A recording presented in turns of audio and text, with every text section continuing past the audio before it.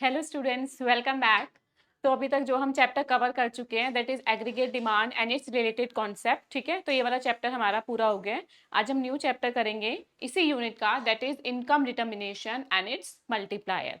Okay, now income determination that means economy में जो income होती है कैसे डिटरमाइंड होती है, इक्विलिब्रियम लेवल ऑफ इनकम कहाँ पर होता है, अभी हमें वो समझना है। ठीक है, नाउ बिफोर मूविंग ऑन कि इनकम कहाँ पे डिटरमाइंड होती है, इक्विलिब्रियम लेवल ऑफ इनकम कहाँ पर होता है, उससे पहले कुछ अजम्पशंस हैं। इन अजम्पशंस को ध्यान में रखते हुए हम अपने जो हमारी अप्रोचेज हैं वो डिस्कस करेंगे। So first one is determination of equilibrium is to be studied in two sector model. मतलब हम किसकी बात कर रहे हैं? Two sector model. That means we are talking about aggregate demand is a sum of consumption plus investment only. Second one, it is assumed that investment expenditure is autonomous. Autonomous का मतलब आपको बताया था कि जैसे जैसे इनकम इंक्रीज होती है इन्वेस्टमेंट में कोई भी चेंज नहीं आता। So that means our investment is autonomous. Next one is price level is assume to be constant, कि जो हमारा प्राइस लेवल है उसमें कोई चेंज नहीं आ रहा, प्राइस लेवल कैसा रहेगा? कांस्टेंट रहेगा। तो आपको ये अजम्पशंस लेकर चलनी है। इसके बाद हम डिस्कस करेंगे कि ऐसी कौन सी दो अप्रोचेज हैं। सो first one is ADAS approach, second one is saving investment approach. First one you can C ADAS, second one saving investment approach. तो पहले हम इसको डिस्कस करेंगे, एडीएएस अप्रोच क्या है, इसके ग्राफ को डिस्कस करेंगे, इसकी थ्योरी को डिस्कस करेंगे। फिर हम डिस्कस करेंगे सेविंग इन्वेस्टमेंट अप्रोच क्या है, उसका ग्राफ डिस्कस करेंगे, देन उसकी थ्योरी डिस्कस करेंगे। ओके, चलो अब हम एडीएएस अपना डिस्कस कर लेते हैं। एडीएएस अप्रोच, एडीएएस अप्रोच का मतलब है इकोनॉमी इक्विलिब्रियम में तब होगी जहां पर एग्रीगेट डिमांड इक्वल होगा एग्रीगेट सप्लाई के, और वी कैन से जहां पर एग्रीगेट डिमांड कर्व इंटरसेक्ट करेगा एग्रीगेट सप्लाई को। Your AD is C plus I and your AS is C plus S. तो जहां पे ये दोनों इंटरसेक्ट करेंगे, ये कर्व इंटरसेक्ट करेंगे या फिर एग्रीगेट डिमांड एग्रीगेट सप्लाई के इक्वल होगा, तो हम उसे क्या कहेंगे कि वहां पर हमारी जो इकोनॉमी है वो इक्विलिब्रियम में है। That is your equilibrium level of income. इसका ग्राफ देख लेते हैं। अब देखो, हमने डिस्कस किया था कि जो आपका एडी कर्व है, AD curve above the origin start होता है। Here you can see your AD curve, right, that is C plus I. AS curve origin से स्टार्ट हो रहा है, here you can see your AS curve. अब यहाँ पे आपकी दो सिचुएशन बनती हैं व्हेन यहाँ पे AD is more than AS. You can see कि जो एडी कर्व है वो ऊपर है और जो आपका एएस कर्व है वो नीचे लाई कर रहा है ना। तो that is why aggregate demand इस पोर्शन में एग्रीगेट डिमांड ज्यादा है एग्रीगेट सप्लाई से। अब दूसरा पोर्शन देख लो, जहां पर एग्रीगेट डिमांड नीचे है, नीचे की तरफ है ना, और एग्रीगेट सप्लाई ऊपर की तरफ है, तो एग्रीगेट डिमांड क्या है? कम है एग्रीगेट सप्लाई से। और आपका इक्विलिब्रियम लेवल ऑफ इनकम जहां पर ये दोनों एक दूसरे को इंटरसेक्ट कर रहे हैं, या आपका आ गया इक्विलिब्रियम लेवल ऑफ इनकम। तो वाई एक्सिस पे इनकम आउटपुट एम्प्लॉयमेंट शो करते हैं और एक्स एक्सिस पे aggregate demand and aggregate supply. ठीक है, ये आपका कर्व हो गया। अब when aggregate demand is more than AS, जब एग्रीगेट डिमांड एएस से ज्यादा होगी, जब एग्रीगेट डिमांड एग्रीगेट सप्लाई से कम होगी। ये डिस्कस करने हैं हमें दो case. So here when AD is more than AS, जब आपका जो एग्रीगेट डिमांड है, ध्यान से समझना, आपका एग्रीगेट डिमांड ज्यादा है एग्रीगेट सप्लाई से। डिमांड ज्यादा का क्या मतलब होता है कि जो कंज्यूमर्स हैं वो ज्यादा कंज्यूम कर रहे हैं, है ना। देखो, एग्रीगेट डिमांड ज्यादा है ना, इसका सीधा मतलब ये है कि कंज्यूमर ज्यादा कंज्यूम कर रहे हैं ना। अब कंज्यूमर ज्यादा डिमांड कर रहे हैं तो इससे क्या होगा, जो हमारा इन्वेंट्री है, जो हमारा स्टॉक रखा हुआ है, वो क्या हो जाएगा? फॉल हो जाएगा, राइट, क्योंकि हमने इतना स्टॉक नहीं बनाया था जितनी डिमांड आ गई। तो इसकी वजह से क्या हुआ, हमारी जो इन्वेंट्री हुई वो फॉल हो गई। अब इस इन्वेंट्री को इंक्रीज भी करना पड़ेगा क्योंकि हमें अपनी एग्रीगेट डिमांड तो पूरी करनी है। तो इस इन्वेंट्री को इंक्रीज कैसे करेंगे? जब हम ज्यादा लोग हायर करेंगे काम करने के लिए, तो इसकी वजह से इन्वेंट्री को इंक्रीज करने के लिए एम्प्लॉयमेंट लेवल क्या करेंगे? इंक्रीज करेंगे। और अगर एम्प्लॉयमेंट इंक्रीज हो गया, ज्यादा से ज्यादा वर्कर आ गए काम करने के लिए, तो आउटपुट क्या हो जाएगा? इंक्रीज हो जाएगा, ज्यादा प्रोडक्शन मिलेगा। अब आउटपुट इंक्रीज हो गया तो लोगों की क्या हो जाएगी? इनकम भी बढ़ जाएगी। सो अल्टीमेटली हम वापस वहीं पर पहुंच जाएंगे जहां पर एग्रीगेट डिमांड और एग्रीगेट सप्लाई एक दूसरे के इक्वल होंगे। देखो ये वाली सिचुएशन ना यहां पर थी, एग्रीगेट डिमांड ज्यादा है एग्रीगेट सप्लाई से, तो हमने क्या करा, अपना एम्प्लॉयमेंट भी बढ़ाया जिसकी वजह से आउटपुट भी बढ़ा और इनकम भी बढ़ गया, और अल्टीमेटली कहां पर पहुंच गए, इस पॉइंट पर जहां पर एग्रीगेट डिमांड और एग्रीगेट सप्लाई एक दूसरे के इक्वल हैं। ये हो गया हमारा when aggregate demand is more then aggregate supply. दूसरा केस ले लेते हैं, when aggregate demand is less than aggregate supply. अब क्या है, आपका एग्रीगेट डिमांड कम है। एग्रीगेट डिमांड कम से क्या समझ में आता है कि जो कंज्यूमर्स हैं वो डिमांड कम कर रहे हैं, नहीं खरीद रहे चीजों को। तो अगर कंज्यूमर कम खरीद रहे हैं तो डिमांड क्या हो जाएगी, फॉल हो जाएगी। अब डिमांड फॉल हो गई तो हमारे पास जो इन्वेंट्री है, जो स्टॉक बना रखा है, उसका क्या होगा, राइट, वो भी इंक्रीज हो जाएगा ना, क्योंकि सामने वाला खरीद ही नहीं रहा। तो इसकी वजह से क्या होगा, इन्वेंट्री इंक्रीज हो जाएगी। और जब हमारी इन्वेंट्री इंक्रीज हो गई, ठीक है, तो हमारे पास जो वर्कर है उनको क्या करेंगे हम, इन्वेंट्री पहले जो है उसका भी तो स्टॉक जाए ना यहाँ से।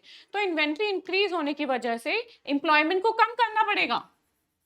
अगर एम्प्लॉयमेंट अगर हमने कम नहीं करी तो वो तो प्रोडक्शन करते जाएंगे और हमारे पहले की इन्वेंट्री खत्म नहीं हो रही है।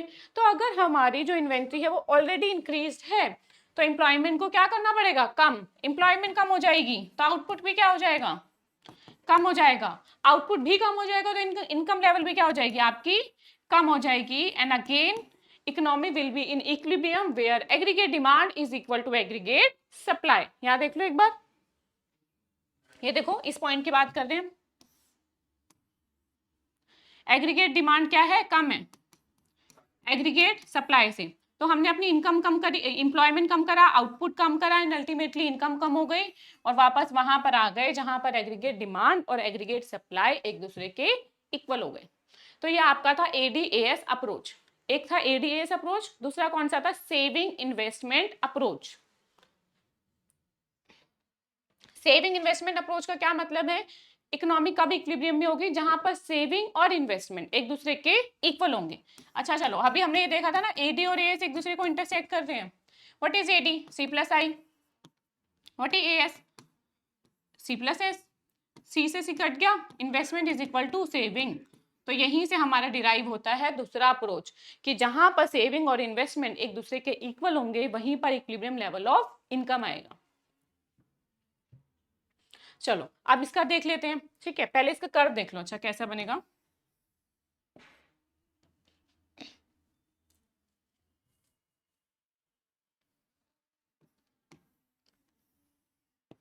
हमने यहाँ पे इन्वेस्टमेंट कर्व अपना ड्रॉ कर दिया, सेविंग कर्व कैसा था, नेगेटिव से ड्रॉ होता है ना, तो यहाँ पे हमने अपना सेविंग कर्व भी ड्रॉ कर दिया।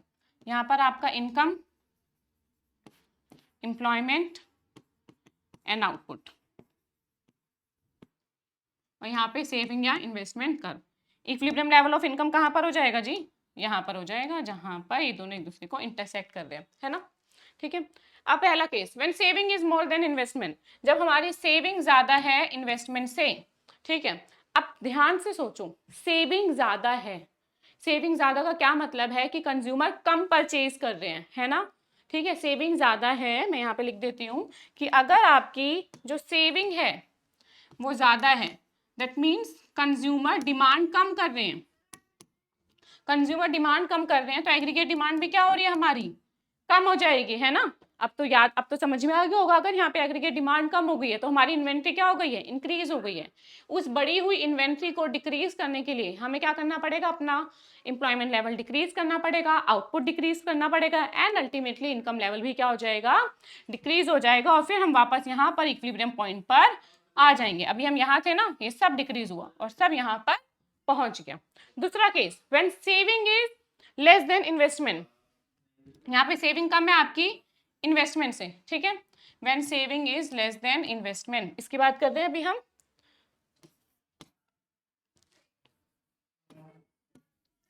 अब दोबारा सोचो, सेविंग क्या है, कम है, सेविंग कम है इसका मतलब है कंज्यूमर ज्यादा खर्चा कर रहे हैं, कंज्यूमर ज्यादा स्पेंड कर रहे हैं अपनी मनी, कंज्यूमर ज्यादा खर्चा कर रहे हैं, ज्यादा मनी स्पेंड कर रहे हैं, दैट मीन्स डिमांड भी ज्यादा ही कर रहे होंगे, है ना। सो that means if saving is less, consumers की जो डिमांड है वो क्या होगी, ज्यादा होगी, उसकी वजह से एग्रीगेट डिमांड भी क्या हो जाएगा, इंक्रीज हो जाएगा। अब उस एग्रीगेट डिमांड जो इंक्रीज हो चुका है हमारा, और हमारी इन्वेंट्री तो पहले से ही कम पड़ी है, उस डिमांड को पूरा करने के लिए हमें क्या करना पड़ेगा, अपना एम्प्लॉयमेंट लेवल इंक्रीज करना पड़ेगा। एम्प्लॉयमेंट जैसे ही इंक्रीज होगी, आउटपुट इंक्रीज हो जाएगा, आउटपुट इंक्रीज होगा तो इनकम इंक्रीज हो जाएगी, and ultimately economy will be in equilibrium where saving is equal to investment. ये दोनों आपस में रिलेटेड है, बस आपको थोड़ा सा इनडायरेक्ट वे से सोचना है कि अच्छा अगर सेविंग कम हो रही है दैट मीन्स कंज्यूमर तो ज्यादा कंज्यूम कर रहे हैं ना, कंज्यूमर ज्यादा कंज्यूम कर रहे हैं तो डिमांड भी ज्यादा कर रहे होंगे। अब डिमांड ज्यादा है तो हमारे पास क्या उतनी इन्वेंट्री अवेलेबल है? नहीं जी, क्योंकि डिमांड ज्यादा हो गई, इन्वेंट्री कम है। इस इन्वेंट्री को इंक्रीज करना पड़ेगा, और तब तक जहां पे डिमांड और ये आपका इन्वेंट्री इक्वल नहीं हो जाते, उतना फुलफिल नहीं करते, ठीक है, तो इकोनॉमिक इक्विलिब्रियम में हो जाती है जहां पर AD is equal to AS कर और when saving is equal to investment. तो ये आपके दो अप्रोचेस हैं इक्विलिब्रियम लेवल ऑफ इनकम की। दोनों ही अप्रोचेस की थ्योरी, दोनों ही अप्रोचेस के ग्राफ आपको बहुत अच्छे से याद होने चाहिए, ठीक है। चलो, कॉन्सेप्ट ऑफ इन्वेस्टमेंट मल्टीप्लायर अब ये डिस्कस कर लेते हैं। इस चैप्टर में बहुत इंपॉर्टेंट कॉन्सेप्ट है ये। इन्वेस्टमेंट मल्टीप्लायर क्या होता है? देखो मैं पहले आपको यहाँ फॉर्मूला दिखाती हूँ आपको। इट सिंपली सेज कि इन्वेस्टमेंट में चेंज होने की वजह से इनकम में कितना चेंज आ रहा है, कितने टाइम्स इनकम मल्टीप्लाई हो रही है। लेट अस से मैं कहूँ इनिशियल इन्वेस्टमेंट थी 1000, ठीक है, 1000 करोड़।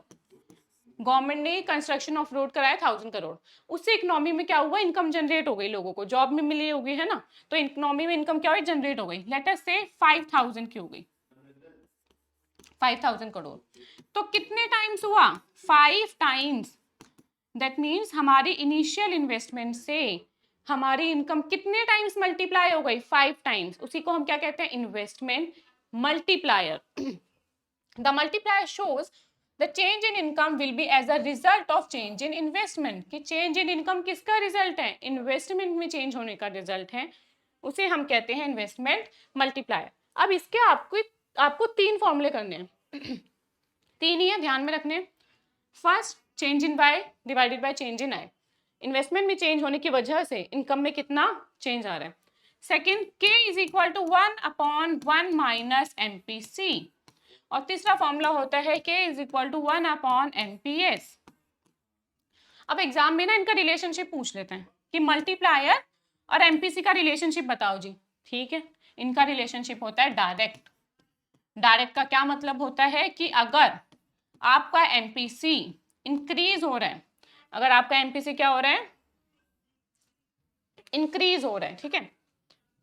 दोबारा लिख देते हैं यहाँ पे, योर के इज 1/1 माइनस एमपीसी, ठीक है। एमपीसी क्या हो रहा है? इंक्रीज हो रहा है, तो मल्टीप्लायर पे क्या इफेक्ट पड़ेगा? वो भी इंक्रीज हो जाएगा। एमपीसी क्या हो रहा है जी? डिक्रीज हो रहा है, तो मल्टीप्लायर भी क्या हो जाएगा? डिक्रीज हो जाएगा। दैट मीन्स यहाँ पे के और एमपीसी का रिलेशनशिप कैसा है? डायरेक्ट रिलेशनशिप है, इसको हम बोलते हैं डायरेक्ट रिलेशनशिप। यहाँ जो एमपीएस और मल्टीप्लायर का क्या रिलेशनशिप है? इसको हम बोलते हैं इनडायरेक्ट, और we can say inverse relationship है। इनवर्स रिलेशनशिप मतलब एमपीएस अगर आपका इंक्रीज होता है तो मल्टीप्लायर क्या हो जाता है? डिक्रीज हो जाता है। अगर आपका एमपीएस डिक्रीज हो रहा है तो मल्टीप्लायर क्या हो जाता है? इंक्रीज हो जाता है, ठीक है। यहाँ पे इसका रीजन लॉजिकली सोचे तो ये है मार्जिनल प्रोपेंसिटी टू कंज्यूम ज्यादा है, कोई ज्यादा कंज्यूम कर रहा है। देखो किसी का कंजम्पशन किसी की इनकम होती है, मैं आज ज्यादा कंजम्पशन कर रही हूँ तो अपने पैसे खर्च कर रही हूँ, किसी और की इनकम बन जाएगी। तो इसका सिंपल ये मतलब है जितना ज्यादा कंजम्पशन उतना ज्यादा इनकम इकोनॉमी में। तो इसीलिए यही रीजन है कि एमपी से अगर इंक्रीज हो रहा है ना तो हमारा मल्टीप्लायर क्या हो जाता है? इंक्रीज हो जाता है, ठीक है। यहाँ पर देखो एमपीएस क्या हो रहा है? इंक्रीज हो रहा है। अब हम ज्यादा सेविंग करेंगे, ठीक है, पैसे तो अपने पास ही है ना, किसी और के पास पहुंचे ही नहीं, तो इसलिए क्या हो गया? हमारा जो मल्टीप्लायर है वो कम हो जाता है। तो इसलिए एमपीसी और मल्टीप्लायर का रिलेशनशिप डायरेक्ट होता है। एमपीएस और मल्टीप्लायर का रिलेशनशिप कैसा होता है? इनवर्स होता है। Maximum and minimum value of multiplier, ये याद रखना है कि ये 1 से इंफिनिटी के बीच में ही लाई करता है। कहां से कहां तक? 1 से इंफिनिटी। देखो जी कैसे, 1/1 माइनस एमपीसी, ये आपका क्या है? मल्टीप्लायर है ना। चलो एक बार हम एमपीसी की वैल्यू रखते हैं 1, इस बार हमने एमपीसी क्या लिया है? 1 लिया, तो आपका मल्टीप्लायर कितना आ गया? 1/0, दैट इज इन्फिनिटी, है ना। अब दूसरी बार क्या वैल्यू रखते हैं हम इसकी एमपीसी की, 0, 1/1 माइनस 0 क्या बन गया ये 1। और अब ये एमपीसी की 1 और 0 क्यों रख रहे हैं, क्योंकि भाई एमपीसी की वैल्यू ही लाई करती है आपकी 0 और 1 के बीच में, तो इसीलिए हमने एक बार एमपीसी को क्या रखा 1 रखा, एक बार एमपीसी को क्या रखा 0 रखा, और हमने देखा कि इसकी मैक्सिमम वैल्यू इन्फिनिटी और मिनिमम वैल्यू क्या आ गई 1 आ गई। तो हमारा जो मल्टीप्लायर होता है उसकी मैक्सिमम और मिनिमम वैल्यू किसके बीच में लाई करती है, 1 से इन्फिनिटी के बीच में लाई करती है। अच्छा, अभी हम इन्वेस्टमेंट मल्टीप्लायर समझ रहे हैं तो इसकी वर्किंग भी समझ लेते हैं कि भाई ये काम कैसे करता है ना। तो वर्किंग ऑफ मल्टीप्लायर, इसका एक ही प्रिंसिपल जो ध्यान में रखना है, 1 person expenditure equal another person income. आज जो मेरा खर्चा है वो किसी और की इनकम है, जो आज मैं कंजम्पशन कर रही हूँ वो कल अभी जाके किसी और की इनकम बन जाएंगी। लेटे से मैंने 100 रुपीज का कुछ परचेज करा, ठीक है, वो मेरी कंजम्पशन हुई, किसी और को वो 100 रुपीज गए होंगे तो वो क्या हो गई, उसकी इनकम हो गई। तो किसी का कंजम्पशन किसी की क्या होती है, इनकम होती है। इसी पे हमारा मल्टीप्लायर का कॉन्सेप्ट डिपेंड करता है। इसकी टेबल देख लेते हैं, ये देखो, लेटे से इनिशियल इन्वेस्टमेंट थी 200, ठीक है, इससे इनकम कितनी जनरेट हुई 200, ठीक है। अब हमने एमपीसी एज्यूम करा है कि 80% है, दैट इज 0.80, 200 है आपका, इंक्रीज इन कंजम्पशन कितना हो गया, हमने 200 का कुछ ना कुछ कंज्यूम करा है, दैट इज 80% हमने क्या करा है, कंज्यूम करा है। तो 200 का 80% कितना हो गया 160, तो ये तो हो गया हमारा कंजम्पशन, ये हमारी थी इनकम। सेविंग कितनी हो गई 40, है ना। किसी का कंजम्पशन किसी की इनकम बन जाती है जी, तो ये कंजम्पशन अगली बार किसी की इनकम बन गई 160। अब ये 160 में से भी कुछ ना कुछ तो कंजम्पशन तो होगा, तो वही 80% हमने एमपीसी एज्यूम करा हुआ है, उसका 80% कितना हो गया 128, ये हो गई हमारी इनकम, ये हो गया हमारा कंजम्पशन, ठीक है। सेविंग कितनी हो गई 32। अब ये 128 किसी का कंजम्पशन किसी की इनकम, ये किसी और की इनकम बन गई 128, फिर इसका कुछ कंजम्पशन हमने करा 80%, फिर हमने कुछ सेव करा, और ये प्रोसीजर क्या रहता है आपका कंटिन्यू रहता है। तो दैट मींस हमारी इनिशियल इन्वेस्टमेंट से इनकम कितनी जनरेट हो गई, दैट इज 1000। इन्वेस्टमेंट थी आपकी 200, आपकी इनकम कितनी जनरेट हो गई 1000, ठीक है।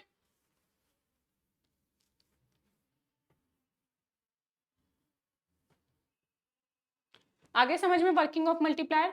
तो हमने इस चैप्टर में अभी तक क्या क्या डिस्कस कर लिया कि आपका equilibrium level of income, ADS approach, saving investment approach क्या होता है, उसके बाद वर्किंग ऑफ मल्टीप्लायर। 3 फॉर्मूले ध्यान में रखने हैं, क्योंकि जो आपके न्यूमेरिकल्स आते हैं वो यहाँ से आते ही आते हैं, और वो भी ईजी होते हैं, कुछ नहीं होता उसमें भी, आपको वही फॉर्मूले लगाने हैं, तीनों में से कौन सा फॉर्मूला लगेगा वो देखना है। लेकिन आपको इस चीज़ का जरूर ध्यान रखना है कि हमारा जो इन्वेस्टमेंट मल्टीप्लायर होता है उसका मतलब होता है कि इन्वेस्टमेंट में इंक्रीज होने से इनकम में कितना इंक्रीज हुआ, वो होता है investment multiplier, that is your change in Y divided by change in I, first formula. Second, k is equal to 1/1 minus MPC। Third, k is equal to 1/MPS। तो ये तीनों फॉर्मूले ध्यान में रखने हैं, आपका न्यूमेरिकल आराम से सॉल्व हो जाएगा। उसके बाद वर्किंग ऑफ मल्टीप्लायर टेबल के थ्रू एक्सप्लेन करना है।